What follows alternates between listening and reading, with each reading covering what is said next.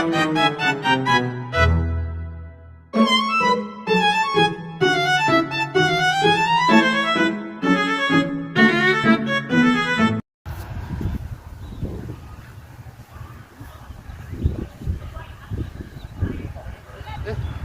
ada Bapak Bir. Ayo sapa. Weh, Pak Bir, Pak Bir.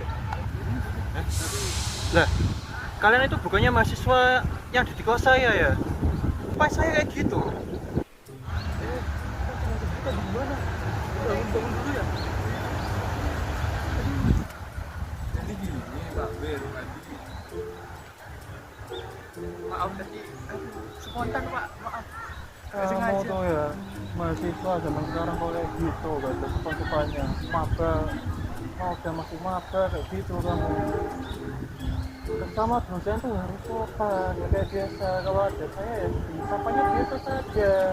Halo Pak Ber, kayak gitu loh. Kalian ngapain ada di sini? Sore loh ya. Tadi habis itu lihat-lihat pemandangan ini, lihat bagus Pak.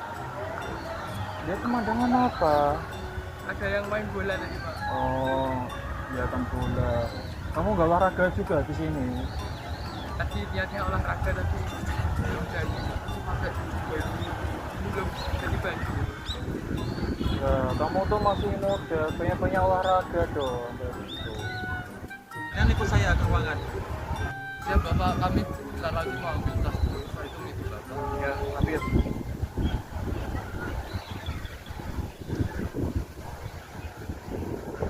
Ikut saya ke ruangan.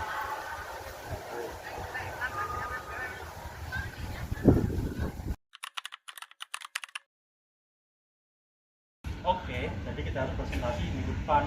Topiknya dampak teknologi digital terhadap pola belajar mahasiswa. Aku sudah bikin draft garis besar nih, tapi kayaknya masih perlu banyak tambahan.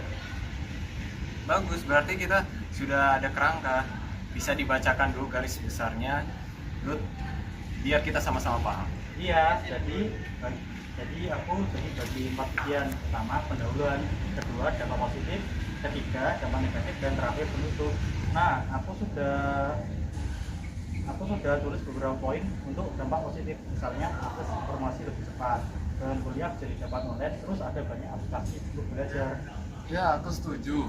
Tapi jangan lupa sisi negatifnya juga banyak. Seperti salah satunya terdistraksi gara-gara main game dan juga scroll TikTok atau aplikasi medsos yang lain. Kayak kamu, Bil. Ya sih, ketahuan. Iya benar. Tapi justru itu realitanya, kan? Jadi menurutku bagus kalau kita kasih contoh, nyata biar audiens relate. Betul, tapi jangan kebanyakan bercanda, presentasi harus serius juga. Kan kita bisa kombinasikan bagian serius tetap ada, tapi kita tambahkan contoh ringan supaya tidak membosankan. Setuju. Jadi kita bisa kasih data dulu. Misalnya berapa persen mahasiswa pakai internet untuk belajar, lalu berapa persen lagi yang digunakan sebagai sehari-hari, contoh sehari-hari. Iya, masuk akal. Oh iya, aku juga ada cari data survei tahun 2023. Katanya 80% mahasiswa lebih suka mencari materi lewat YouTube dibanding baca buku. Itu bisa kita jadikan data pendukung. Bagus banget. Nah, biar seimbang, kita juga harus kasih contoh mahasiswa yang malah ketergantungan gadget. Misalnya ada yang tidak bisa belajar tanpa Google, terus padahal seriusnya bisa juga dianalisis sendiri. Aku punya cerita dari teman kosku. Dia kalau mau ujian malah sibuk buat ringkasan di aplikasi catatan digital. Yang dimana ujung-ujungnya waktu mau ujian dia malah buat desain catatan yang isinya bahkan tidak ia pelajari juga akhirnya. Itu contoh yang bagus. Bisa masuk di bagian dampak negatif. Oke, berarti kita punya bahan. Sekarang tinggal bagi tugas. Siapa yang mau ambil bagian pendahuluan? Aku mau bagian penutup aja deh, biar lebih gampang. Gini aja, Lut. Kamu yang paling rapi. Kamu ambil pendahuluan biar kesannya strong. Nah, aku ambil bagian dampak positif. Nah, di Wahyu bagian dampak negatif dan penutup biar sekalian. Ya udah deh, deal. Oke, tapi kita harus latihan bareng minimal. 2 kali sebelum presentasi, jangan mendadak ya. Siap, asal jangan jam 7 aja. Aku nggak sanggup, belum bangun. Oke, kita atur sore aja. By the way, kita juga perlu visual. Aku pikir pakai PowerPoint, aku bisa desain template-nya, tapi kalian harus pertimbangkan lah ya. Ya, aku bisa cari gambar-gambar ilustrasi, misalnya mahasiswa yang belajar pakai laptop atau bimbingan biar lucu. Aku bisa bikin grafik dari survei yang Lutfi sebut tadi, biar kita lebih meyakinkan. Bagus, jadi nanti urutannya aku buka presentasi dengan pendahuluan, akan masuk ke dampak positif, lalu Bima jelaskan dampak negatif dan menutup. Oke, tapi aku minta tolong ya kalau semisal nanti aku grogi, kasih kode ya biar aku nggak lupa apa isinya.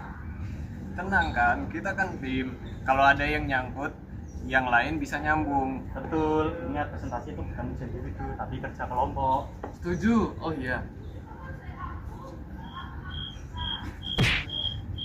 Jangan terlalu cepat ngomongnya ya nanti pas pendahuluan. Kadang kamu baca teks kayak lagi apa ya, maraton gitu, lari saking kencengnya kalau bicara. Iya, aku usahakan. Maaf ya. Kalau gitu mari kita tentukan jadwal latihan. Besok sore jam 4 bisa? Bisa. Aku juga bisa.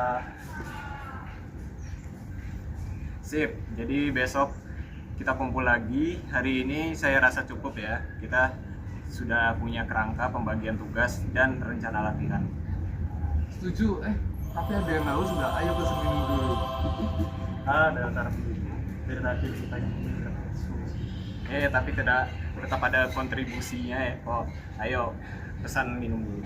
ayo gas.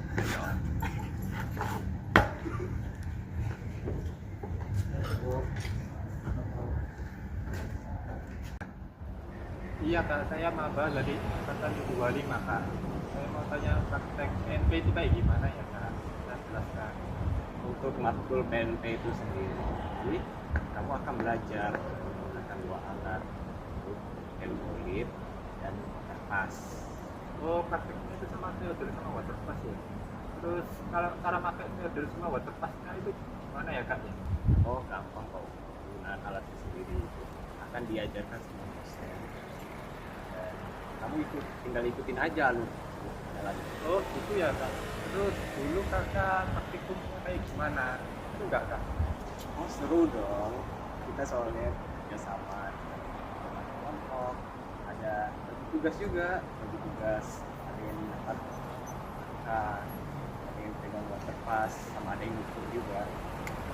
Oh, gitu. Makasih ya kak. Oke, sama-sama. Maaf, mengganggu waktunya kak. Ya, Saya pamit sama-sama. dulu ya.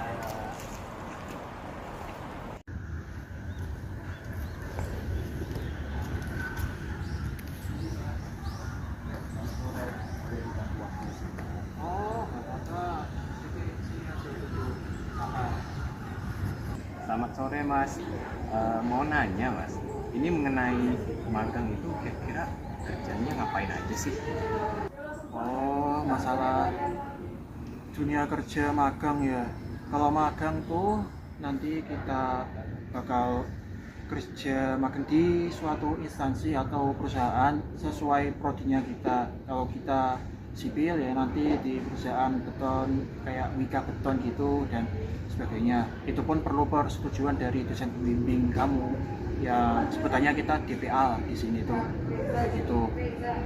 Terus kalau masalah kerjanya kayak gimana itu tergantung perusahaannya atau instansinya. Nanti kamu dapat bagian di mana, entah itu kayak surveyor atau si manajemen kayak gitu. Ya nanti kamu tinggal lihat aja lah ke bagian apa kayak gitu. Ya gimana, paham? Paham dong Mas. Kira-kira magang itu seru nggak sih Mas? Seru-seru aja sih, lagian juga nambah pengalaman kerja kan. Terus tapi itu harus pintar-pintar bagi waktu juga, soalnya kan kamu nanti juga bakal ada beberapa masih tetap ada kuliahnya juga kan itu magang nggak kerja full tuh. Oh seru ya Mas ya, berarti ternyata kalau gitu saya pamit dulu mungkin Mas ya. Oh, Soalnya iya. dari tunggu teman saya juga. Saya permisi dulu ya, terima kasih.